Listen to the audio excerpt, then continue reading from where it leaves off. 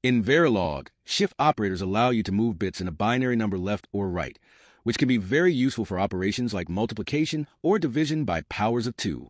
Let's talk about the two types of shift operators: logical shifts and arithmetic shifts. Logical shift operators are used to shift bits to the left or right.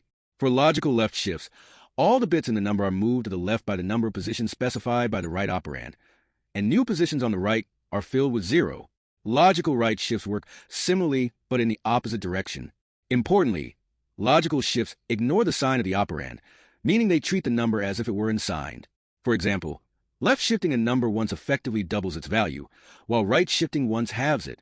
Logical shifts are particularly useful for efficiently implementing multiplication and division by powers of 2, because they shift bits without caring about the sign.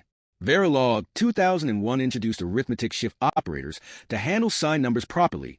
The arithmetic left shift operator behaves exactly like the logical left shift.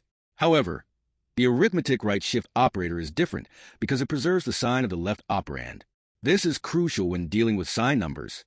If the result of the shift is a signed expression, the sign bit remains unchanged.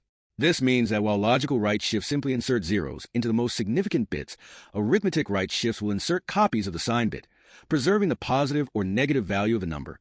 For example, if you have an 8-bit register containing the value 153, which is 8-bit hexadecimal 99, a left logical shift by one position results in 306.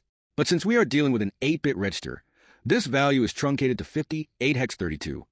A right logical shift of the same value results in 76 8 hex 4c, as the bits are moved to the right, effectively dividing by 2 and discarding any fractional part.